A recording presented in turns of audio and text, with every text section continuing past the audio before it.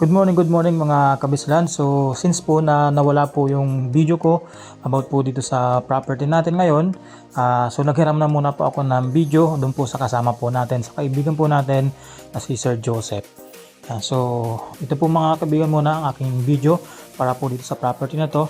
And ito po ay mayroon pong 2 slots available na lang. Yan. So beachfront property. So enjoy watching mga kabislan.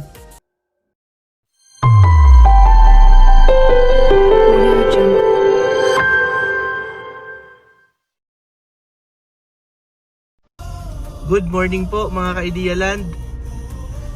Itong nakikita nyo ngayon ay andito ako ngayon sa bayan ng San Narciso. Bali may pupuntahan tayo ngayong property mga ka-Idea Land. Isang napakagandang property, beachfront property. Ayan yung simbahan ng San Narciso. Bali papakita ko sa inyo yung dadaanan natin. Galing tayo ngayon dito sa bayan. So, alas 10 na. Ayan. Titingnan natin kung ilang oras ba tayo makakarating hanggang dun sa property na pupuntahan natin.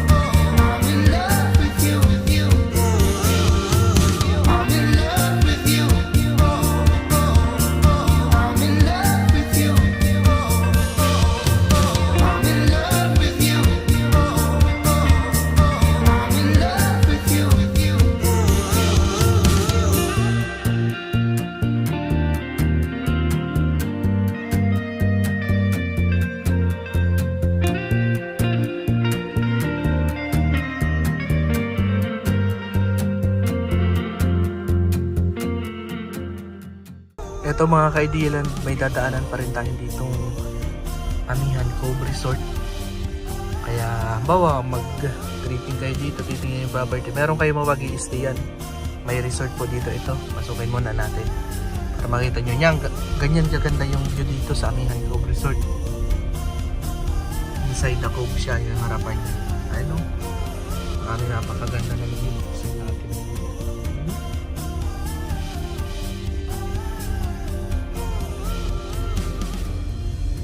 Tapos dito ay sunset view, tapos sunrise view din. Kaya napakaganda dito mga ka-Idea Land.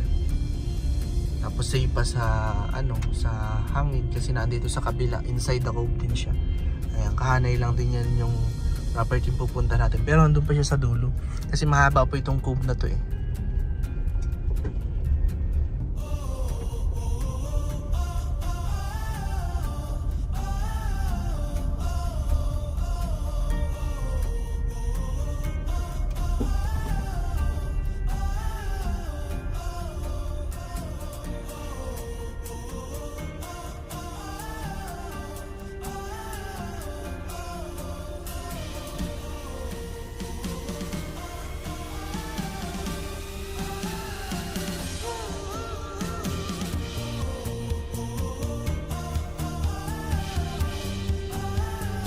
Ayan, ito yung Amihan Cove Resort mga ka-Idea Land. Ayun, may mga sila mga kwarto doon, mga container van.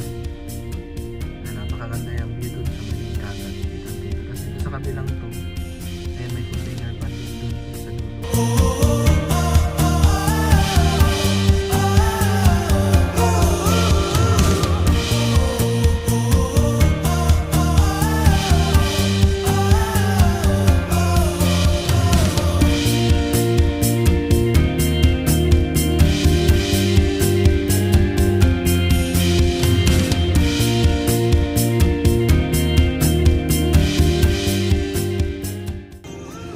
Ayun, naku, napakagandang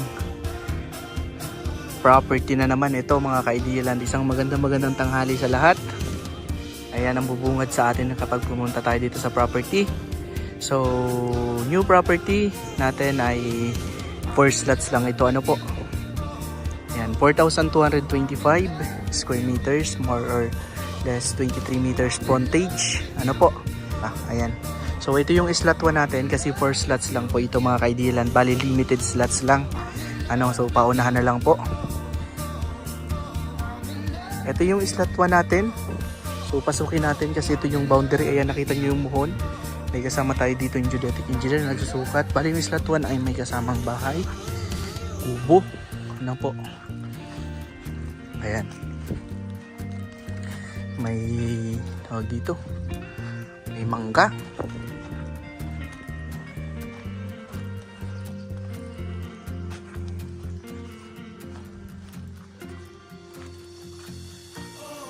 Yan, ito yung likod niya.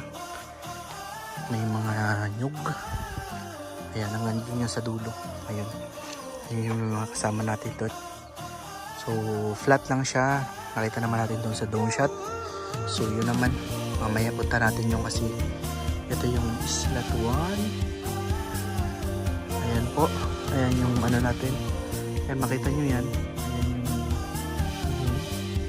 asan yung slot naman nagsisimula doon. So, may mga tanim po tayo dyan. Ayan o.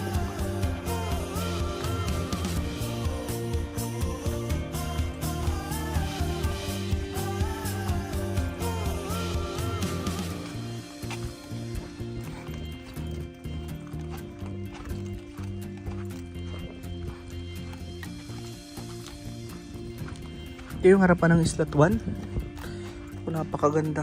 Kapag naandito ka sa part na to, ayan o. Grabe. Sobrang ganda. Tapos yung harapan, kung makikita nyo, ayan, yung mga kabundukan na yan. Ito ay Ragay region, ay Ragay ano na po yan. Municipality ng Ragay. Ayan. Tapos dito naman po, Pasakaw, yung bundok na yan. Ewan ko kung kita po dito yung Mayon Volcano. Kapag mainit.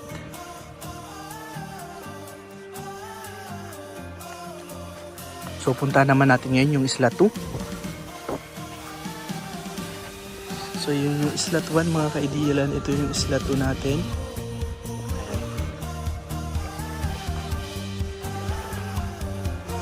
Ito yung tubig. Ayan o. Sobrang ganda o. Ito na yung slot 2 natin. Simula naman dyan sa may anong yan. Yan, ayan yung muhon. Tapos hanggang doon naman kay Sir Jeff.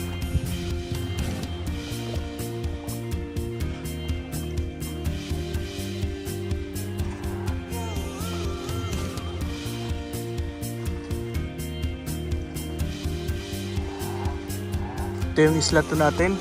Yan yung harapan. Kasi ito yung sa dagat niya. Ayan. Ganda mo. Sarap maligo. Ayan o. Dito pala mga ka-Idealand ay sunrise view tayo. Kung saan dun po sumisikat ang araw. So napakaganda. Umagang umaga. Makikita po natin yung pagsikat ng araw dito. Tapos ang kagandahan pa, may kalapit resort po tayo. Ayun. Ang Edna's Resort. So kapag summer po, marami dyan naliligo. Ayan. Katulad ngayon. Summer na, ewan ko kung operational pa sila kasi hindi ko po alam. Ngayon na lang po ulit ako nakapunta dito sa lugar. Ayan, may mga mangingisda po tayo dito na araw-araw po yan. So pwede kayong makabili ng mga fresh na isda. Ayan. Ayan sila. So dito lang din sila nangingisda sa harapan na yun. Ayun, kung makikita nyo, ayan. May mga nangingisda dyan. Kasi dito po sa harapan natin, kung marunong kayong mangisda, marami po kayong makukuhang lamang dagat dyan kasi napakayaman pa po dito sa laman dagat, ano, dito sa harapan na to ng, kasi cove po ito eh, ayan o. Halos dito lang din po na ngingisda yung mga mangingisda natin, tapos marami pang nakakukuha, ano. Ayan, ito yung mga bangka nila dito. Ayan, yan yung mga ginagamit nila sa pangingisda. So ito yung slot 2 natin. Ayan, so napakalawak ng frontage niya, biruin nyo po. Ang frontage natin dito ay 23, ano? Tapos 4,225 square meters. So pasukin natin ngayon itong Isla 2 naman. Kung ano bang nandito sa loob. Bali ngayon ay nililinis pa lang natin ito, pero once na malinis na natin, makikita natin hanggang dun sa dulo kasi tatabasan po yan. Ito naman harapan, kaya ganyan kasi nga ay walang nagme-maintain kaya medyo madumi. So kapag nandito ka sa mga 20 meters from sea level, ayan, ito yung view mo. Ayan. Grabe. Sobrang ganda. Itong property natin mga kaibigan, sobrang ganda talaga to. Kahit sa personal, hindi po kami mapapahiya dito. So paunahan na lang po. So kanina, yung sa Isla 1, pinakita ko sa inyo kung ano yung view. Ito naman Isla 2. Meron tayong mga kubo-kubo dito. Ayan. May mga sira tayong establishment dito. Ewan ko, siguro nagtayo sila dito ng kubo-kubo. Ayan. Grabe, ganda. Tapos ito yung likuran niya. Ayan. May ano tayo dito. May Jimelina. Tapos may mga ano tayo dun sa una, no? Tingin ko ano yan. May kawayan. Pero hindi po ata sakop ang kawayan sa Isla 3 na po ata yan. So dito sa Isla 2 natin. Ayan, may cotton tree. May mga nyog. Ayan, bali yung Isla 2 natin. Ayun, kung makikita nyo. Ayun yung kanina pinakita ko yan. Simula dyan sa may tusok na kahoy hanggang dito naman. Ayan. So 23 meters po yan. So ang lapad papunta dun sa unahan sa dulo. So sa likod ay parang may maliit na bundok. So ang ganda ng view. Tapos kung galing naman dyan yung hangin, safe kayo kasi may maliit na bundok kaya napakaganda. So punta naman tayo sa Isla 3. So ito Isla 2 mga kaibigan. Ulitin ko lang, Isla 2 po ito. Ayan yung view ng Isla 2. Ayan yung harapan niya.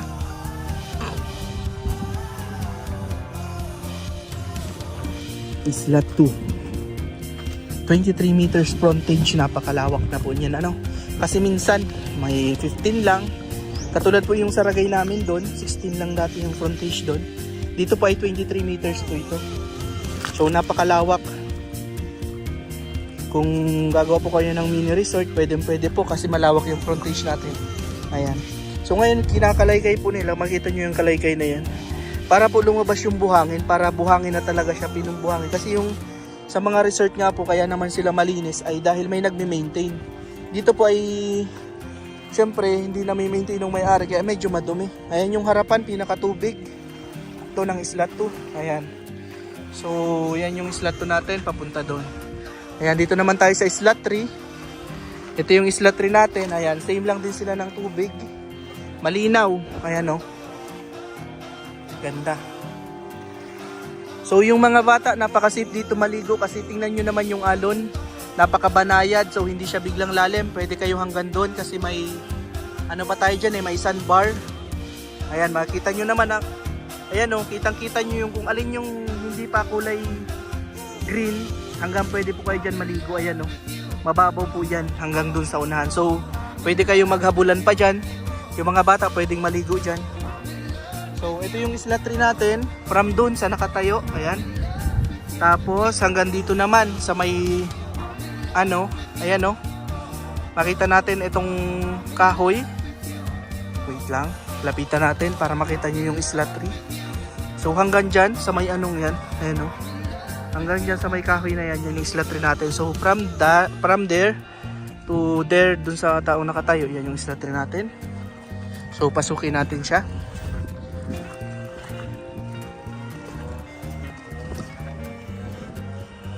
So ang lawak po ang lawak ng 23 meters natin. Kasi tingnan nyo, galing dyan sa may taong yan. Tapos hanggang dun naman kay Kuya Sunny. Nakatayo yung naka-red po na jacket. Ayan, pasukin natin. Ito yung nasa Isla 3 naman natin. Bali may mga nyog.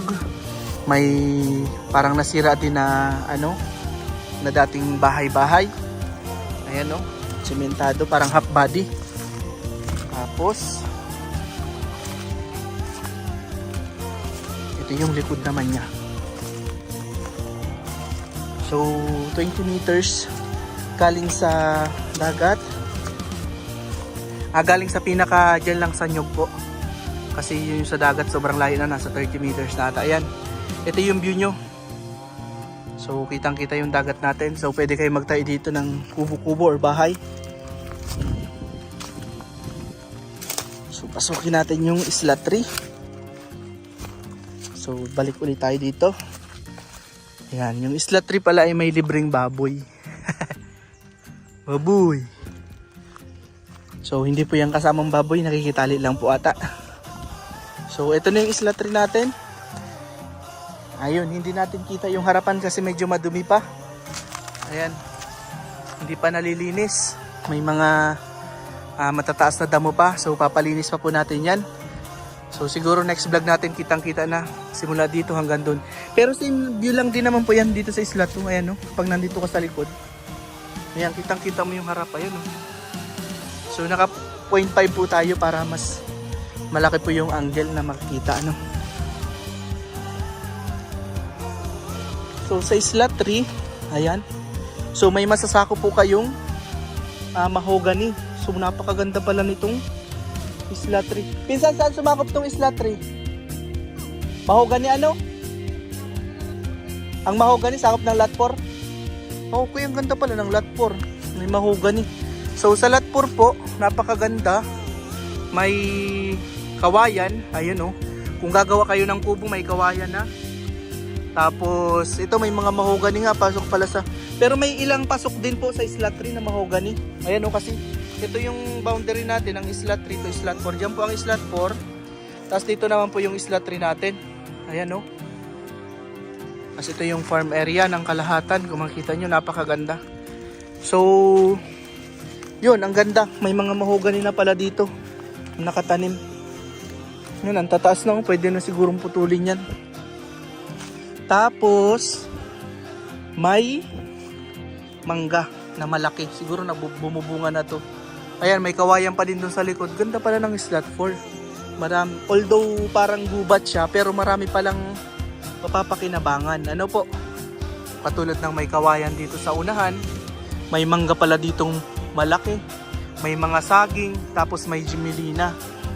So napakaganda ng isla 4. Tapos punta naman tayo dun sa harap. So doon na po ako dadaan sa isla 3 kasi masyadong ano po, masukal doon sa unahan. So dito tayo shortcut. Yan bro, ang ganda ng isla 4 kasi sakop pala niya yung mga mahoganing yan. So ganda. Pero itong sa isla 3 meron siyang sakop na konti. Kaya parang masuka lang yung isla 4. Pero napakaganda pala kasi marami mapapakinabangan katulad yung mangga. Mas madami pang saging, may mga kawayan pa dyan panggawa ng kubo. So dito sa isla 3 mga ka-Idea Land, ayan, may kawayan din siya dun sa hulihan. So may panggawa na din po kayo ng kubo. Doon naman sa isla 2, malinis na siya. Ayan, may tanim din na jimelina naman dun sa hulihan. Tapos dito sa harapan ay ng isla 2 ay may cotton tree. So yung harapan ng isla 4 mga kaidilan, puntahan natin kung ano naman, kung gaano naman siya kaganda, ano. So ito yung isla 3 natin na dinadaanan. Isla 3. So lahat naman mga kaidilan ay maganda. Depende na lang sa inyo kung alin yung magugustuhan niyo, ano. Saka kung alin yung maaabutan natin na isla, kasi po ay mabilis lang maubos yung beach property ngayon, lalo na ngayong summer, ano, daming naghahanap ng beach property. Ayan, ganda. So ito yung isla 4 natin. Puntahan natin yung isla 4.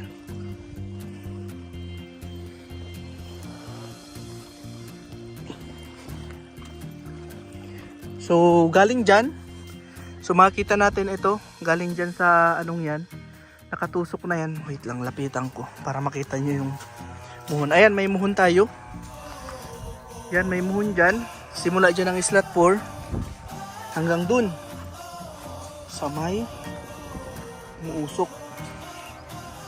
So may kaunting mga bato siya dito pero movable po siya.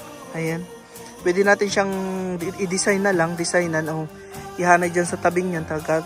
Tapos mawala na po yung bato. Pwede natin siyang ihanay dito kasi pwede naman pong galawin yan basta wag lang aalisin sa tubig, ano. Yung iba po kasi na dati mga client namin, hinanay-hanay, ginawa lang po nila ng design para yung batong mga nasa harapan nila, nilagay nila sa tabi, inanay nilang pa ganun. Para bang yun yung boundary nila dito sa dagat. So ang gandang tingnan. Dito may mga nakahanay na bato dito. Tapos dito din may mga nakahanay na bato papunta doon. So yung tapat nyo ay mamumove yung bato. Ano po? So hanggang dito tayo sa may umuusok na ito. Ayan. Tapos papunta doon. So medyo masukal ano. Kasi ay hindi pa natin na papalinisan dito. Ayan. So pasukin natin. Wala, masukal. Ayan. So hindi ko napasukin kasi kanina po ay galing naman tayo doon. Diyan sa likod lang yan. Nakahoy na yan. Hindi lang tayo nakalagpas. Pero yung isa kong kasama ay pinasok niya. Doon na yung labas niya sa kabila. Naka-complete uniform kasi siya. Naka-pantalon, naka-ano. Tayo naka-short lang po kasi tayo, ano. So, di na muna natin pasukin. Ano, pero ito na din po yun. Pag nalinisan, parehas din nung nasa kabila. So, ayan yung harapan niya. Sobrang ganda, white sand. Tapos ito, may mga nyug ka din dito sa harapan. Ayan. So, nakita na po natin yung slot 1. Slot 2, slot 3, and slot 4. So, depende na lang po sa inyo kung alin po yung magugustuhan ninyo. So, napakita naman na po natin lahat, pati yung harapan, saka yung farm area niya. Ayan, lahat yun.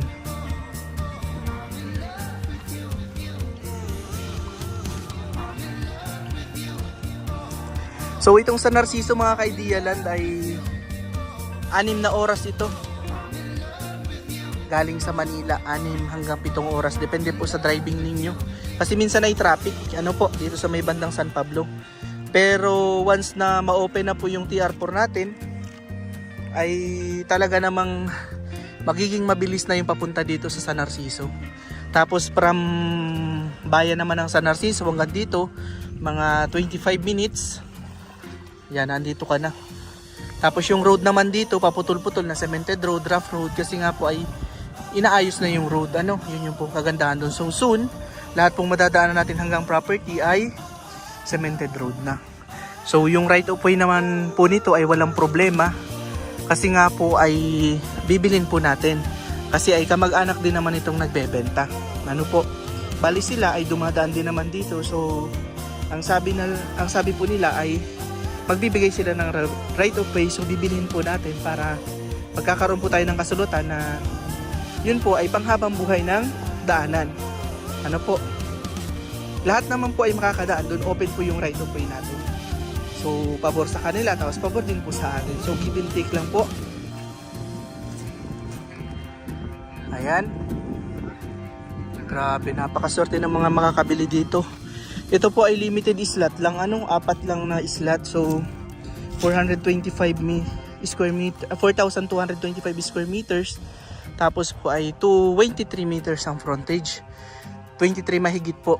23 point something. Ngayon yung harapan niya. Ito pong kinatatayuan ko ngayon na slot 2 ito. Ayan o.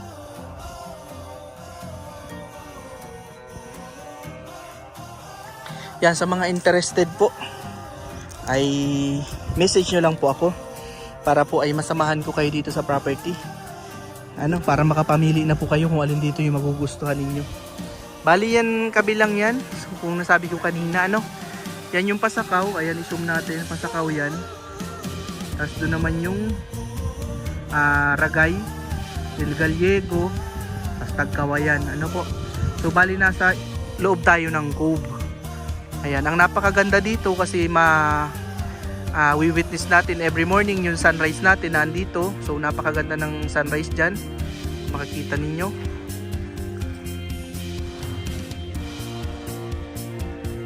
So dito ang kagandahan, hindi po tayo magbo-boat, by road po tayo. So anytime po pwede kayong punta kasi nga by road lang tayo. Karamihan po kasi kalimitan sa mga ibang beachfront ay nagbo-boat pa sila, makakuha ng ganito kagandang beach. Ito ay by road tayo, so napakaganda. Yung paakyat naman dito sa bandang dito, yung simula sa ay cemented road hanggang dun sa so hindi mahihirapan kahit maulan. Kasi yung paakyat ay cemented road na. Tapos yung katabi naman natin ay resort, ano. Yun nga lang, hindi ko alam kung nag-ooperate sila, yung resort na yan. So, message nyo lang po ako sa mga interested dito para mapag-usapan po natin yung details, yung ibang information kung paano po ba tayo mag-process, ano. Tapos, paki-like na din po yung page natin. So, follow and subscribe na din po dito sa ating YouTube channel na Idealand. Ang page po natin ay Idealand din po. So, may mga proof na po tayo doon. So, napakadami na po natin ng proof ng transaction. Ano, yung mga na-transfer na natin yung mga title, sobrang dami na. Mga client natin na nagtiwala at patuloy pa rin nagtitiwala. Ano po, maraming salamat. Ano po, yung mga good feedback po ninyo ang nagpapalakas po sa amin. So, kayo po yung dahilan kaya po patuloy naming ginagawa yung magandang serbisyo kasi ayaw po naming masira sa mga nagtitiwala sa amin. Kaya po yung mga document talaga natin ay sinusure natin. So attorney po ang naglalakad at gumagawa ng mga document natin para talagang nasa legal way po tayo. And then pwede din po kayong magpa pre-advise sa ating attorney kung may tanong po kayo kung ano yung karapatan ninyo, ano po bilang nagbili. So lahat po ng bilihan natin ay magagana po sa attorney's office. Ano po? So yun po yung kagandahan. So napaka-safe po. Ano po? Ayan yung property natin. So ayan, last highlight na lang. So iikot ko yung camera para makita nyo yung property, kabuuan. Ayan, parang nasa gitna ko ng property. Ayan, nakapwesto ako dito sa gitna sa may slot, malapit sa slot 3 at slot 2. Ayan lang.